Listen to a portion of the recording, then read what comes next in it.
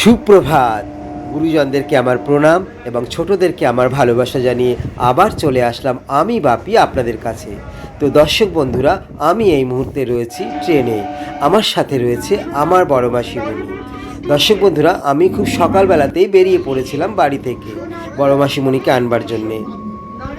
ছোট মাসিমণির যা হঠাৎ মারা গেছেন, তো সেই জন্যে বড় মাসিমণিকে নিয়ে আসতে হচ্ছে আমাদের বাড়িতে। ছোট মাসিমণি আগের দিন রাত্রিবেলা ফোন করেছিলেন যে বড় মাসিমণিকে নিয়ে আসতে, তো সেই কারণে চলে আসলাম বড় মাসিমণিকে নিয়ে আসতে।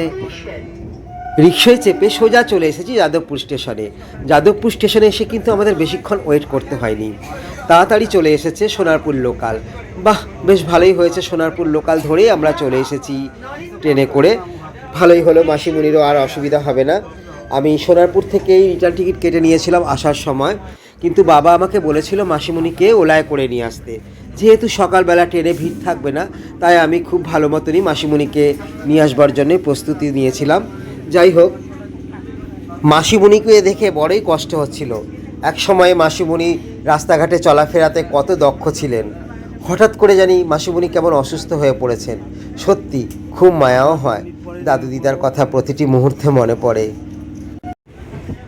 শুধু বড় মাসিমণি অসুস্থ নয়, সঙ্গে ছোট মাসিমণিও অসুস্থ হয়ে পড়েছেন।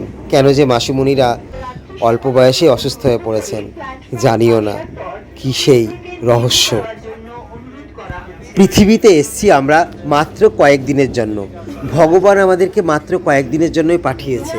তো আমরা তো মানুষ, একে অপরের প্রতি আবেগপূর্ণ ভালোবাসা দিয়ে এগিয়ে যাওয়া দরকার।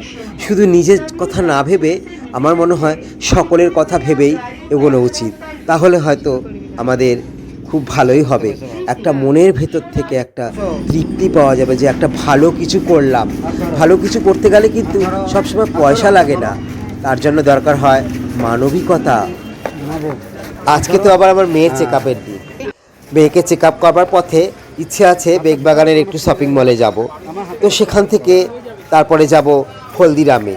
সেখানে গিয়ে একটু কিছু খাওয়া দাওয়া করব, মেয়েকে একটু আনন্দ দেব। তো দর্শক বন্ধুরা, ভিডিওটি দেখবার জন্য আপনারা সঙ্গে থাকুন, দেখতে থাকুন আমরা কি করছি। কেমন? বাবা মাঝ রাস্তায় ফোন করেছিল, তো বাবাকে বললাম যে আমরা প্রায় কাছাকাছি চলে এসেছি। আমরা এগিয়ে যাচ্ছি রিক্সা স্ট্যান্ডের দিকে। চলো, দাঁড়াও, না চলো না, তুমি আগে চলো। তো রিক্সা উঠে পড়লাম, এবার বাড়ির দিকে যাত্রা করছি।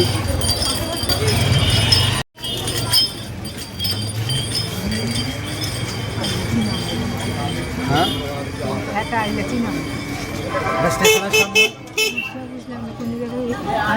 স্টেশন রেলগেটের সামনে।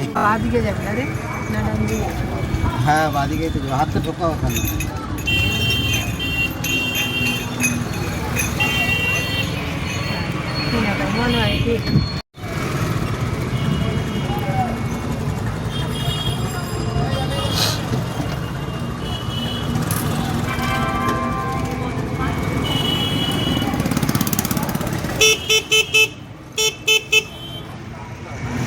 কেমন লাগছে তোমার?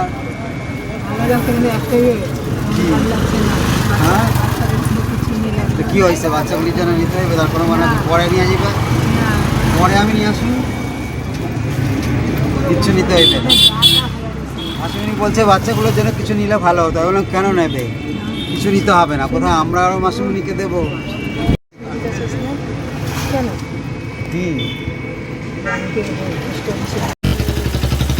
কাছাকাছি চলে এসেছি আমরা, 5 সেকেন্ড পরে নেমে পড়বো। আমাদের খুব মজা হচ্ছে, আনন্দ লাগছে, বড় মাসিমণিকে নিয়ে যাচ্ছে আমাদের বাড়িতে। তো মাসিমণি, তোমার কেমন লাগছে? খুবই ভালো লাগছে, খুবই ভালো লাগছে।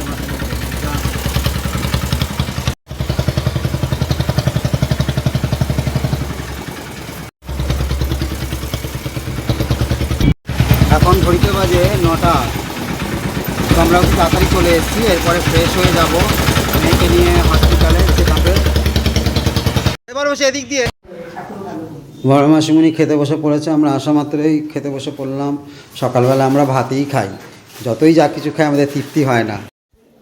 আমরা খেতে বসে পড়লাম, এইমাত্র তো রিক্সা করে নামলাম, তারপরে হাত পা ধুয়ে আমি ড্রেসও ছাড়িনি, বরমাসও ছাড়িনি, বললাম খেতে বসে পড়ো, খুব খিদে পেয়ে গেছে। আমি ঘি খুব দিয়ে খিদে ভাত পেয়ে খাচ্ছি। গেছে, কোনো রকমে উপরে তারপরে জামাটা ডাল দিয়ে ছেড়ে খাবো। খেতে বসে পড়লাম, ভেতরে গেঞ্জিটা পরা রয়েছে। খিদে পেয়ে গেছে। সকালবেলা আমরা ভাতই খাই, আমার মুখে না লবণ হচ্ছেই না। অন্য কিছু খেলেও আমাদের একটু তৃপ্তি পাই না, আমরা তো ভাত দিয়ে টিফিন করি। সকালবেলা তাছাড়া ঘুম থেকে উঠে তো বিস্কুট ফিস্কুট এগুলো খাওয়াই হয়েছে। বাবু ফোনটা চার্জে দিয়ে দাও তো বাবু, না ফোনটা চার্জে দিয়ে দাও। ওই এরকম হয়েছে কেন? তো দর্শক বন্ধুরা, আমি এইমাত্র চলে এসেছি কোয়েস্ট মলে। আমার সঙ্গে রয়েছে আমার মেয়ে, আমার মিসেস। মেয়েকে চেক আপ করবার পরে বেগবাগান কোয়েস্ট মলে চলে এসেছি। তো আমরা এখানে একটু কোয়েস্ট মলে একটু ঘোরাঘুরি করছি, কিন্তু কোনো কিছু কেনাকাটা খাওয়া দাওয়া কিছুই করিনি। এই কোয়েস্ট মল থেকে আমরা বেরিয়ে যাব পরে হলদিরামে। বেশ ভালোই লাগছে কোয়েস্ট মলে এসে। তো দর্শক বন্ধুরা, আপনারা এখানে একবার এসে ঘুরে যেতে পারেন, বেশ ভালো লাগবে, দারুণ লাগছে, ভীষণ মজা লাগছে, বলে বোঝাতে পারবো না। ভেবেছিলাম এখানে এসে একটা সিনেমা দেখব, খুব মজা হবে, কিন্তু দুঃখের বিষয় টাইমে অ্যাডজাস্ট হলো না, সেই জন্য দেখতে পেলাম না। কি আর করব, ব্যাড লাক।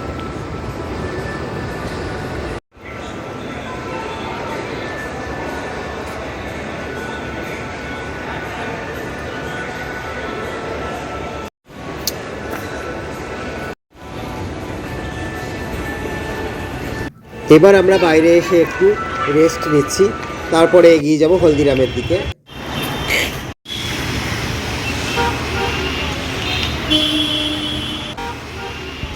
চলে আসলাম আমরা এবার হলদিরামে। বেশ দারুণ লাগছে, মজা লাগছে, খুব খিদেও পেয়ে গেছে, সব জন্য মিলেমিশে একটা খিচুড়ি হয়ে যাচ্ছে মনের ভেতরে। যা মেয়ে বলছিল পাপড়ি চাট আর মিল্কশেক খাবে, তো আমরা পাপড়ি চাট নিলাম, আর মেয়েকে পাপড়ি চাট এবং মিল্কশেক দুটোই দিলাম। যাক, বেশ ভালোই লাগলো, বেশ আনন্দে কাটালাম সারা দিন, আমরা আজকে আনন্দেই কাটালাম। আচ্ছা, আমরা হলদিরাম থেকে বেরিয়ে পড়লাম, এবার গড়িয়াহাটের দিকে যাব। ডাক্তারবাবু বলেছিলেন বাড়ি ফেরার পথে কোনো শপিং মলে গিয়ে খাওয়া দাওয়া করে মেয়েকে আনন্দ দিতে। তো দর্শক বন্ধুরা, আজকের মতো আসি, আবার আসবো আপনাদের সামনে নতুন নতুন ভিডিও নিয়ে। নমস্কার।